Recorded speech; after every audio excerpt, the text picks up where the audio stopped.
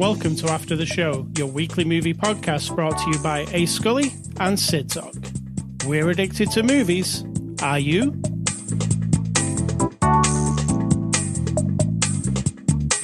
Hello, everybody. Welcome to After the Show. Hello, Sid Talk. How are you? Hola. Bueno. I don't speak Spanish. That's all I've got. All right. Excuse me. I don't speak Spanish. So do you know what I said? Do you know what I said? Bruno. That's probably hello. Bueno. Bueno. Hello. Good. No, it's good. See, I told you I don't speak Spanish. Right on.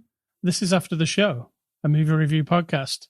What's the before the after the show discussion? The before the after the show discussion was a little bit about this movie and a little bit about your audio. Trying to get it right yet again. Was there something else? Not really. Not that I know of. I put a Wizard of Oz thing in a frame. You did? We weren't discussing it, but I did it. We had a mishap this week with Walter. Oh, yeah. Tell them about. Yes. We're going to reach out and say hi in case he's listening. We're going to call him Corey Plummer, even though his last name is not Plummer. Sounds like he's from an 80s rock band. But I watered the garden for like an hour one day. And the next day you came up and said, we've got water all over the basement. And as things are with a house, it's a piece of machinery, right? A piece of the thing had broken, it watered inside, blah, blah, blah. The plumber guys knew exactly what it was. He came and fixed it. It's glorious and wonderful. And now everything's fine. Yeah. It was last Saturday, so you probably talked about it last week. I didn't talk about it. It wasn't last Saturday when it happened because we watched a movie and we'd cleaned up by then. But it was still It was still damp smelling. But I'm pretty sure everyone's equally bored right now, so. Well, you own a house, you have water incidents. That's true. All right, so it's Saturday, April the 22nd. This is After the Show number 784. We're a movie review podcast. Every week we look at a new movie.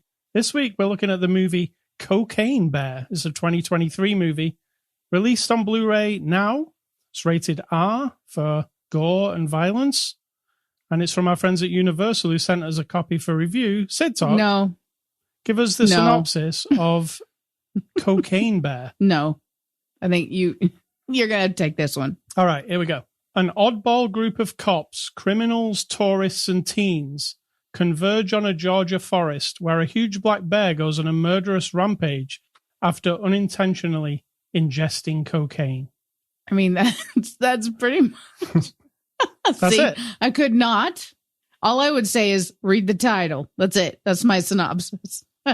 Yeah, there's a little story on IMDb that says the working title of the movie was Cocaine Bear, and then they were going to change it to a real title at the end. And when Elizabeth Banks came to change it, she was like, there isn't another title. That's No, there's no better way. Nothing. Bear. Yeah, this is it. Cocaine Bear, Sid Talk. You had some preconceived ideas. Discuss. And go. Yeah, I have certain movies. I know very little about things. I don't seek them out like you. I don't have that thing where I want to know or watch the trailers. I just like going in blind. And this one, all I knew was Cocaine Bear, based roughly on a true story, like roughly. And that it was kind of dumb. That's all I had. And I was like, why does this exist? And I don't have that question very often because that's rude. Art should just be what it is, right? But I was like, okay, so Miss Banks, because I like Miss Banks a lot. Performing, I don't know what else she's done producer or director wise, if anything, or written, but I'm like, I like her a lot. So I'm settling in and I'm giving it a chance. And then it didn't take very long. And I was like, okay, I get it. I had a good time. I laughed a lot. I'm not grossed out by gore usually. You know what I mean? Because I love zombie movies and gore. And I was a child from the 70s and 80s and watched inappropriate movies back then that acclimated me to the idea of arms getting ripped off and whatnot. Yeah. However, there are things that, like, the simple things, like he turns around and there's a knife stuck in his back. And I was like, damn, like, and it wasn't gross or anything. I was just like, oh, it's like the drill into the knee on that one movie, Hostel. Yeah. Right. Where you don't really see fully, but you know, the guy's getting a drill to the knee and you're like, oh, it like gives me shivers. That knife did it to me. And then everything that was gross, fingers got shot off. A couple legs went flying, which was pretty gross. A lady got scraped down the concrete. Yes. I was like, oh. So I like the visceral reactions where your gut tightens up and you're like, damn. So I feel like someone needs credit for that because that was pretty good. Yeah, it's a weird movie because it's a comedy. It's definitely a comedy because it's tongue-in-cheek a lot, right? Absolutely. And then when it comes to the cocaine bear attacking people, it plays that stuff pretty horror movie-ish. Like Friday the 13th. Yeah, I mean, sometimes it seems a bit silly when like a leg comes flying off and it looks like a rubber leg on the floor. True, but then it's like you don't care. No. I was already over that expectation. So everything else just made it, I don't know, I felt like it was balanced out with the ridiculous. I think it's pretty difficult to, horror and comedy has been a thing for a long time. Look at The Evil Dead. It's what do you call it? See, I didn't find that funny when I first watched it. The second one, at least. Slapsticky, yes, but not funny. But I guess that's what funny is. But mixing like horrific things with comedy is a thing. And I find it can either be done really well or it's terrible, and it's just fails. And I had a preconceived idea of this movie too. Okay. And you mentioned a movie called Sharknado before we started watching it. Yes, I think I had someone compare it to that. And let's just say they were wrong. Now, I've never seen Sharknado or any of the Sharknado movies apart from I've switched on cable TV and it's been halfway through and I've seen a little bit. Okay. So I get the gist of what it is. Was that enough? Yeah, it was enough, yeah. I understand what... But see, we're doing it again. We're both insulting a movie we've never really watched. Now, my preconceived ideas for this movie was, it's something like Sharknado, so I expect it to be like low quality and really silly. And then it started, and I was like, okay, it's pretty silly because these characters are really caricature-ish. Everybody is. But as soon as the bear came on screen and murdered some people, spoilers, I was like, okay, the horror part of this is actually pretty good. And there's a lot of tension in this movie where you're like, oh shit. Especially when they're up the tree. Yeah. It's kind of a funny thing because of the way they're talking to each other. But you're also like, oh shit, that bear's going to go up the tree. Yeah, and by that point, we know that the bear is going to randomly kill people. Yeah. We're not, the director, the writers, we're not afraid to do dispatch with people. So by then, you're like, I don't know who they're going to kill off, so I'm afraid for everybody. I thought everybody was going to die, to be fair.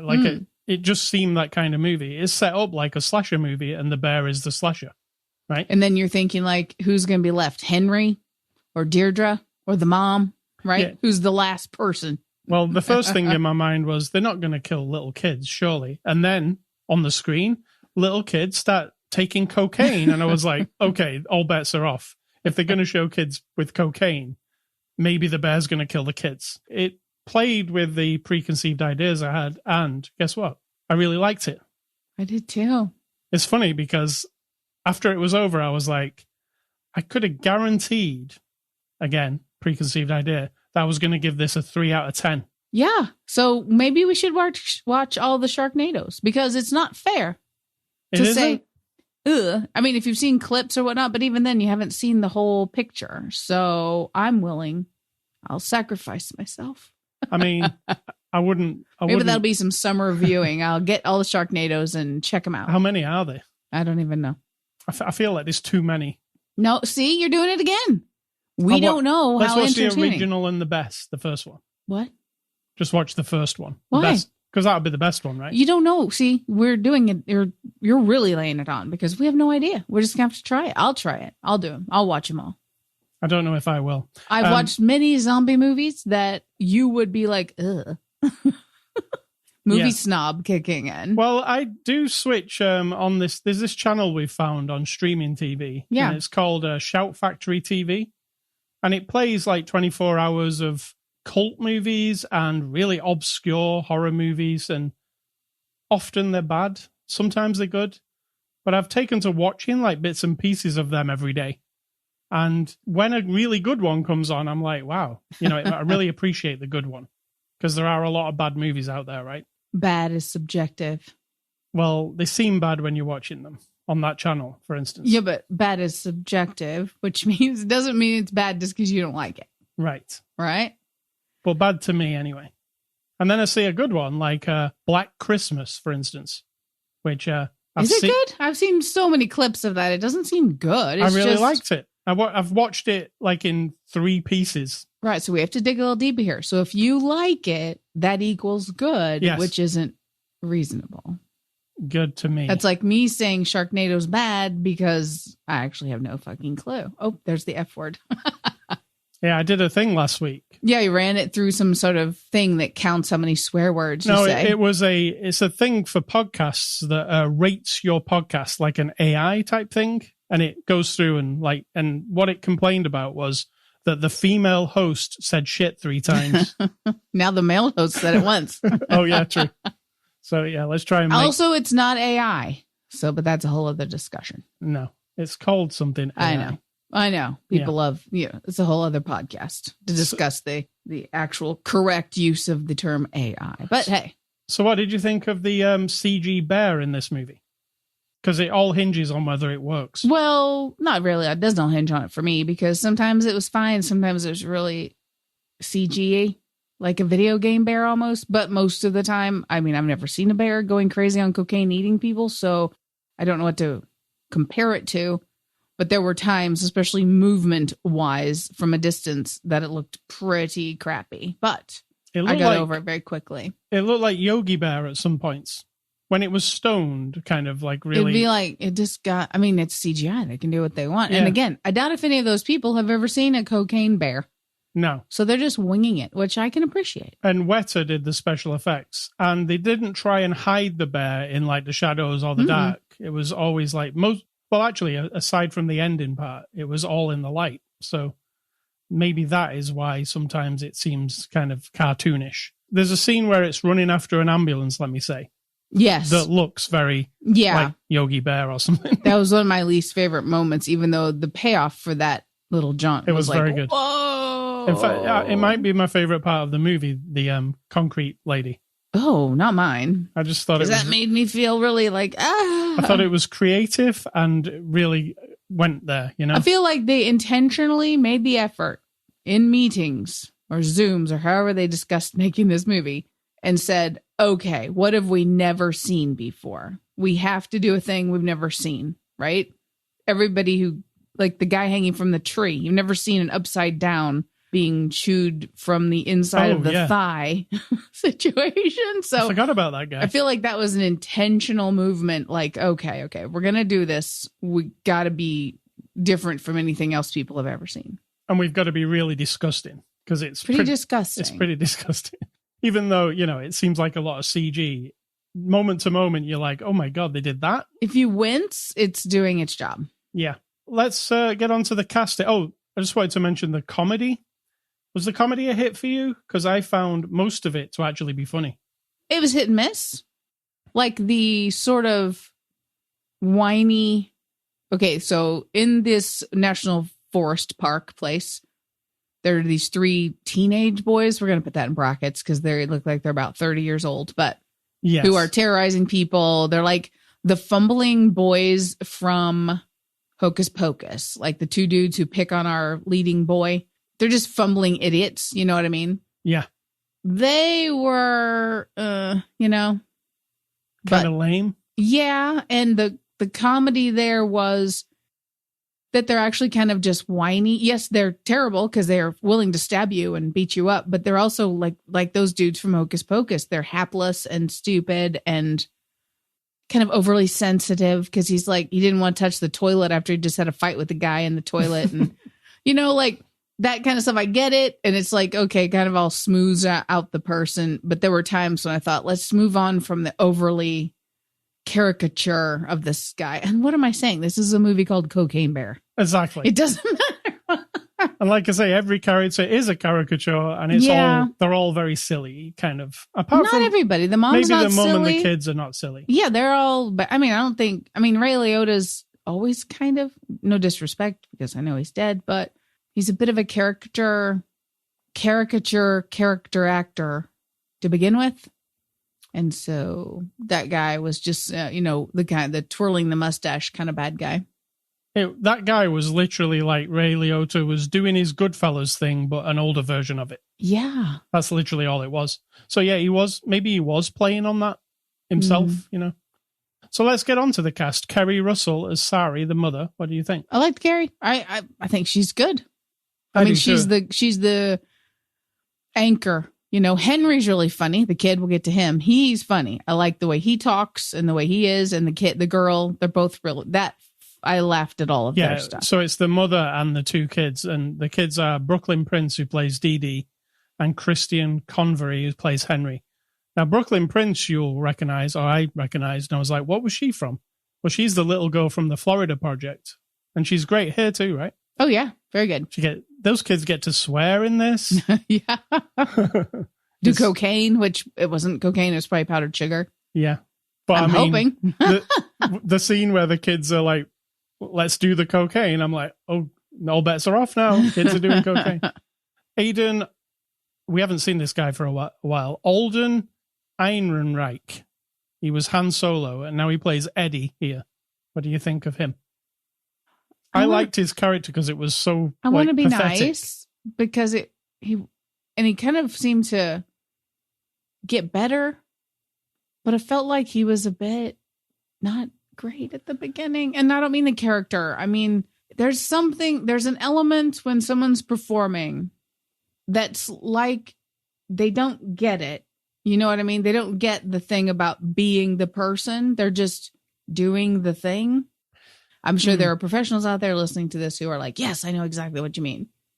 And until we get to the point where he's talking to the little gang member guy, the little blonde guy, and over time that he kind of melts into it better. Again, listen to me talk about a movie called Cocaine Bear. I liked him better. I'm taking it very seriously. I liked him better here than I did in Han Solo, though, because I liked his pathetic, kind of sad. Yeah, but the pathetic, sad character is separate from a performance. And the pathetic, sad performance in the beginning was not. And I feel like in Han Solo is where I was missing the commitment to like melt into the character you are instead of sort of like that surface theatrical version of playing a part. Again, I'm not a professional. Unfortunately, they're bringing him back as Han Solo. What do you mean, unfortunately? Well, I didn't like him. You always got to give him another chance. I didn't love him either, but I mean, give him a chance. Ray Liotta, rest in peace, plays Sid. He's like the bad guy. He's out to get the drugs back. Did we even We did not even tell the story. Go on. The story is this. It opens with a guy high on cocaine, clearly, up in an airplane that's about to crash. It's 1985. He's throwing red bags out the door of the airplane. They don't have little parachutes or anything, so they're just flying through the air. He then tries to jump out of the plane, bangs his head, hits the ground. He's dead. They find him with cocaine on him. They, of course, now that's the part that was truth, but I don't even know if I believe that, but whatever. Then the cocaine's out in the woods. The big bad drug lords, whoever they are, who want their cocaine or their money, now have to send someone like Ray Liotta and his little henchmen to retrieve the cocaine. And then in the real life story, a bear ate some of it and died. In this story, the bear ate it and then killed a bunch of people. Yeah. The real life story is literally nothing like this. I don't even know if I believe it. It sounds like a bunch of hoo-ha. Apparently, the dead cocaine bear from the true story is stuffed, and in a mall, wherever it happened, it's like a tourist attraction. Right. That doesn't mean it's true. I'm not saying it's true. I'm saying there's a little fact about this real life case. If people are listening to this and to us for the first time, maybe I haven't introduced myself. I am Sid Talk. I am a skeptical cynic. I don't believe anything you tell me, almost anything you tell me, no matter who you are or what you're telling me, without some sort of reasonable proofish. I can't get proof on everything, but if I think it sounds like bullshit, smells like bullshit, probably is. Cocaine Bear story sounds a little bit like that. Well, for this story, I did go and look into it, History versus Hollywood, and they do have like actual police documents about this, but it still doesn't mean it's true, does it? Correct. Because there's police documents that UFOs are real. No, necessarily. There are prior documents that claim that people say that they are. That doesn't. Again, see, That's what I'm saying. I will pick apart whatever you hand me. I will what find I am a way. saying is there could be if I go to the police station and say, I've just seen a cocaine bear, they would write it down on a document. And then they would say that a person came in and claimed to see. That doesn't mean that that's proof. I'm saying, though, well, there's a document that is not true, but exists. So this whole thing could be the same thing. True. Very true. Yeah. So we've got O'Shea Jackson Jr. as David. He's the guy who's going in to get the cocaine bags back. I liked him. He was good. Yeah. Poor guy was getting dismantled one finger at a time. Yeah. And we've also got Margot Martindale as Ranger Liz. I really enjoyed Ranger Liz. I enjoyed her. She was a little over the top, but that's what that lady always plays. Yeah, she's a Saturday Night Live person. So she's a... Oh, is she? She's also on... Comedian. I think... Was she in one of the Halloween movies as a victim? I feel like she was in something like that. Yeah. But she is... I mean, she's over the top. She's basically trying to... She wants that guy, doesn't she? Yeah, there's a guy coming to inspect their safety of their national forest... Whatever they're doing, national park. And she's put on perfume for him and the lipstick, and she's flirting with him. And so we've got that going on. Yeah. So that's kind of brings the comedy part of it. But then that's my least comedy part. What becomes of her is not funny. No, it's terrible. Isaiah Whitlock Jr. as Detective Bob. Detective Bob leaves his dog behind. He's definitely a comedian, that guy. He is a comedian. And I found him funny in this. There was a twist involving him that I didn't see coming. Oh, yeah, me too. So this movie... It also didn't come to much. We didn't get a lot of explanation for that twist, but you have to get the gist, basically. It's a movie called Cocaine Bear. I know. I understand. It's not here for the major plot, but it does have a plot. So it's not just a bear ripping people up. There is a little plot. And you do get to like people, which is hard to do in this kind of movie. Yeah, I didn't mind the blonde guy who was a little whiny. I mean, after a while, I liked the performer guy, and I end up being like, okay, I get this character. Directed by Elizabeth Banks. She also directed Pitch Perfect 2, which is a singing movie that you didn't see. I did not. And she also directed the reboot of Charlie's Angels, which was a couple of years ago, which you didn't see. No. So I don't need any Charlie's Angels except for my Charlie's Angels. I was a child of the 70s. Therefore, that's all I need. Cheryl Ladd, Farrah Fawcett. That's it. Elizabeth Banks is a actress herself. You've seen her in The Hunger Games, etc. Lots of different things. What do you think of her as a director here? I feel like it looked really good. I feel like it was edited really good. I don't know how to describe that, but it's like high quality, the shots in the woods, the special effects for the most part. Yeah. It flows right. Now, a lot of times you get movies that are trying to be funny and something combined, and they're just a little bit like awkward and empty calories. And something about the combination of everything for this one didn't feel like that. So I'm going to credit her with that because I like her. So I'm biased. Yeah, and it feels kind of unique. It's not like I don't feel like I've watched something like this for a while, or it's different to what's going on right now. You don't watch enough zombie movies. I mean, I've seen enough. You dig deep, you'll find all this everywhere. So IMDb reviews, what are those? Those are reviews that people take the time, like us, to go into a website called imdb.com and leave their little reviews. Now, we don't leave them on their website. We just sit here for like an hour and a half and talk about it like grown-ups. These people thumb it on their phones. This movie should never get made. This was a waste of my time. This is the worst movie ever made. Blah, blah, blah. And you love to read them and sort of mock them. I do. So I will mock this guy first. He says, it's not bad. It's not good. It's just bad. Oh. There are a million ways that Cocaine Bear might have worked, but this isn't it. It's a comedy with no humor, a suspense film with no suspense, a drama with the worst actors imaginable, and a horror film that doesn't seem to understand scary. The script is awful, the pacing is wrong, the direction is incompetent, the character development is virtually non-existent. What a waste of my time. Waste of My Time. That's a classic. I don't agree. But he also, whoever, he, she, they put a lot of effort into that one. So, I got to give him some credit. Second person says, this is the worst film I've ever seen. Yes. Another, man, we just got one more to go. The greatest hits. I never write reviews, but given how bad this was, I'm doing so to prevent future disappointment for others. This is not worth your time. That's it. There it is. Not worth my time. Worst movie ever made. Blah, blah, blah. You know what? It's very arrogant to think, and okay, no offense to anyone who listens to this or any other one of our podcasts and then makes a decision whether or not to view a thing based on our opinion. I don't want you to do that. You've got the freedom to do it, but don't. Just watch it and then listen.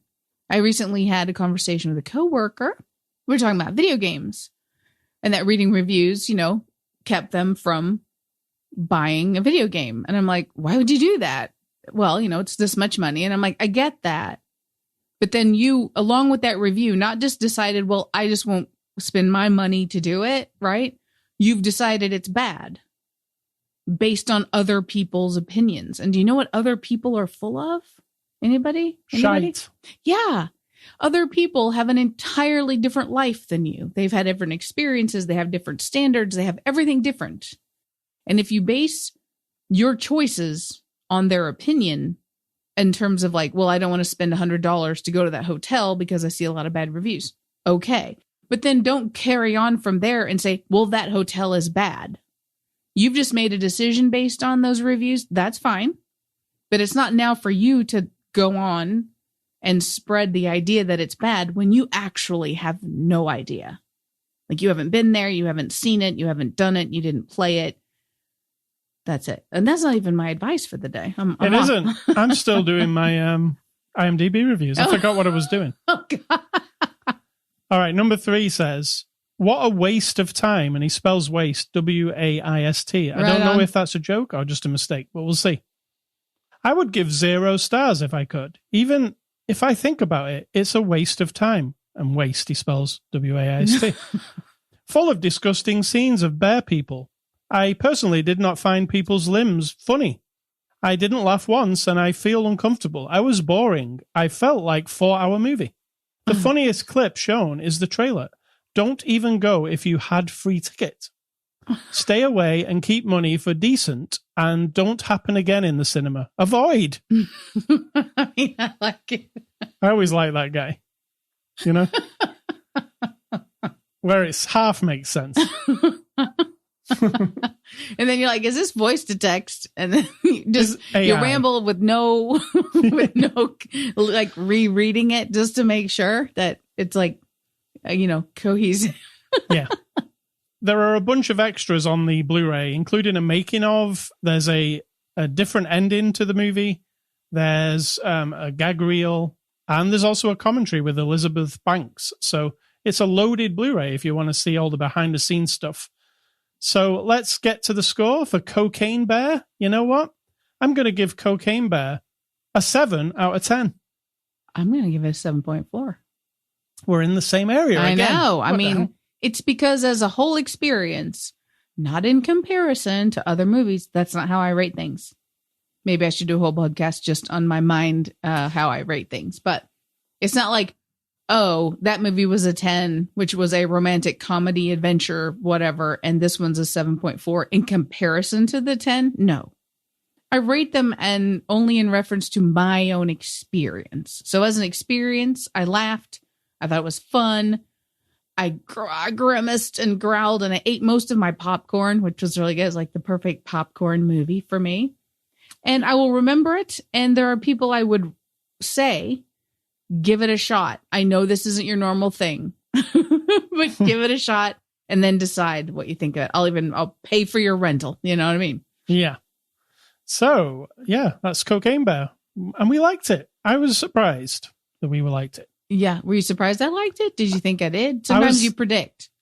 I was thinking when you said, this is what you asked me before we sat down. You said, so what's the point of them making this movie? Yeah.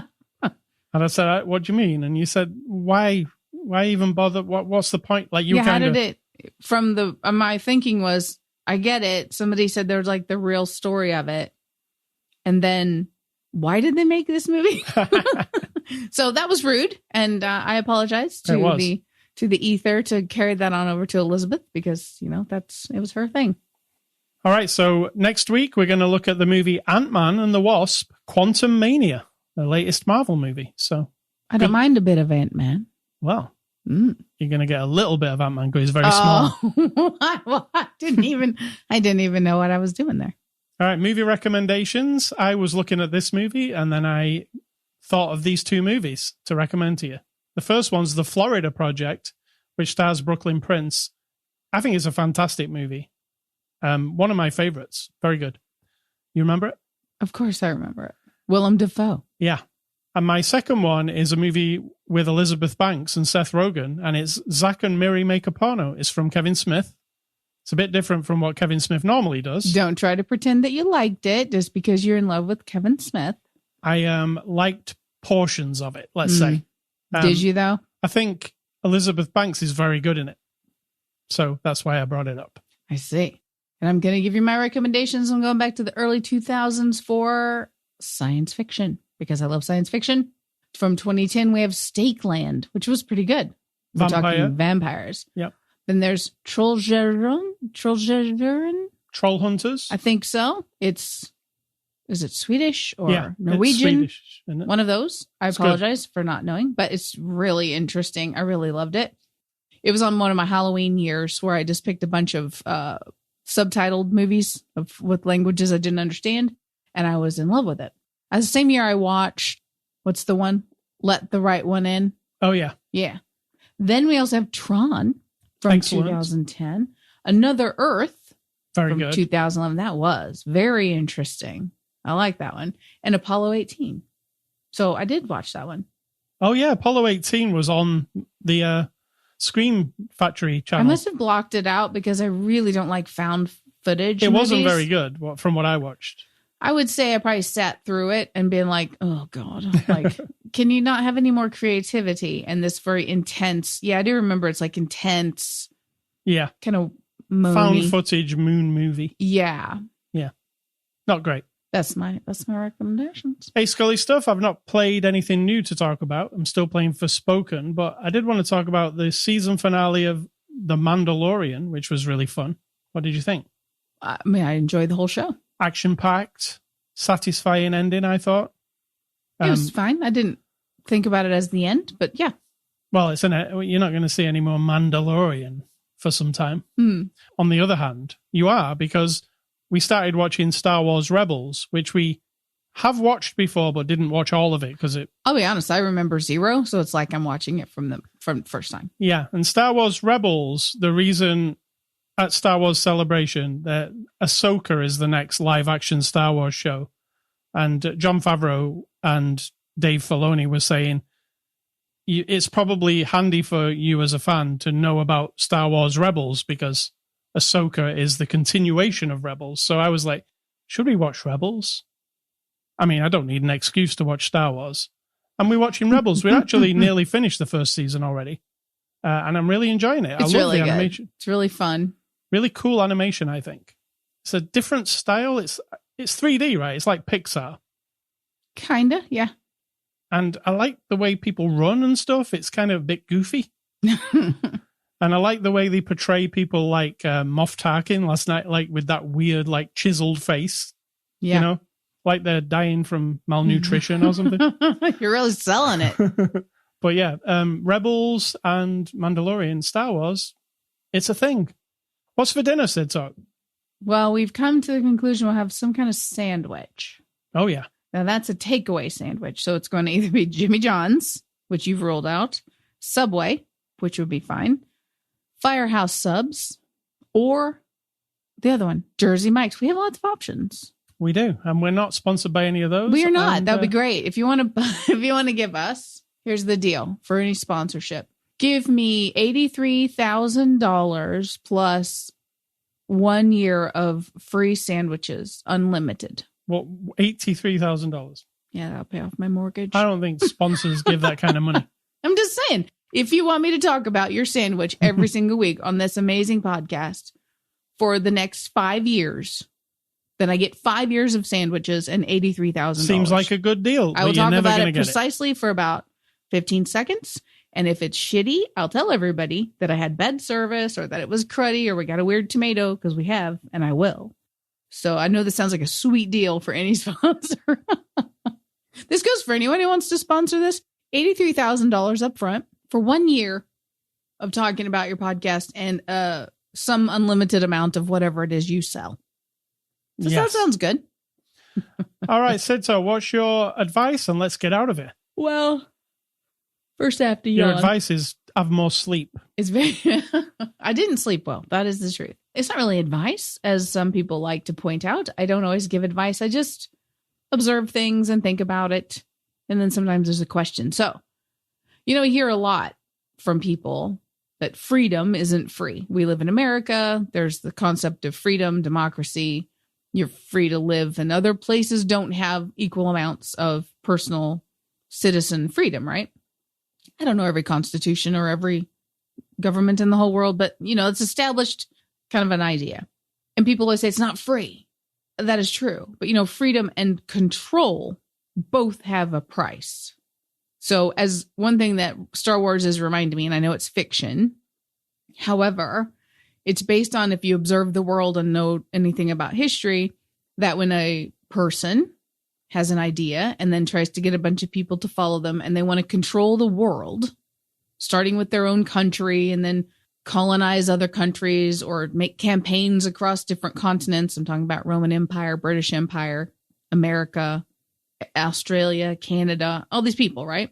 What they start with is controlling people and controlling things, controlling the trade of goods, controlling ideas, controlling money, controlling your freedom to do certain things so that they can achieve their goal. So there's a price for freedom because you want to maintain it, and a price for control. And they both have consequences. Freedom has the consequence of, if you don't like the way I live my life with the freedom that I choose to exercise, that's a consequence of freedom. You don't get to decide what I believe or my political thoughts. You can punish me for actions that harm others. I have no problem with that. That's a different topic. But ideas and the way I live my life and who I am and how I dress and where I go and who I marry, what microphone I talk into, what food what all that shit. Like, I get the freedom to do that. And if you don't like it, as soon as you decide to control it, you don't believe in freedom anymore, right? That's a consequence of freedom, that I get to do things you don't like. So then you have to think, like, what is freedom without creating some sort of overbearing power for a few people to control all the threats to the freedom, right? Somewhere in our country, your country, all the other countries people consider more freedom or free or democratic or whatever, they have a small group of people in the government, maybe corporations, who get to make a lot of decisions to control certain behaviors and things to then kind of sort of allow freedom. And then if you have complete control over everyone, you want to suppress and repress and oppress everybody into behaving and being a exactly specific thing. You now have to give a certain small group of people complete and utter freedom to do horrible things to ensure that you have control. So that's it. Well done. Nicely said. If you can pick out anything from that that's meaningful to you, then that's great. ascully.com is the website you can go to get this podcast. We're on Spotify, iTunes, Amazon, YouTube, social media. We're on Twitter, Facebook, and Instagram. I mean, I'm on Twitter more than you are. I don't like Twitter. I think you're more of a Facebook person. Here's controversy. I think it's stupid, so I don't like it. Well, I'm stupid. You're not stupid for using it. I think it's stupid's the wrong word. It is empty calories. There's no substance to me at all. And I've tried it. I hate it. I use it for video game news. So to me, it's very interesting. Yeah, video game news, it's not that interesting to me. Well, depends what you're interested in, right? Yeah, I mean, Twitter just doesn't do it for me. All right, But hey, there are people on there, so. There are many people. Oh, and just for the record, we don't pay for anything on Twitter. If anyone ever tries to charge us $1 for any social media, I'm out. I'm out completely. I don't give a shit. I'm out. So you can email feedback to me, ascully@ascully.com. Don't email Sid Talk. She doesn't want any of your... She's out. I'm out. And finally, stay classy, Mrs. or Ms. Elizabeth Banks. Interested to see what she does next, because this was a good one. Yeah, I would agree with that. And I'm going to say, think for yourself, or someone's going to be doing it for you.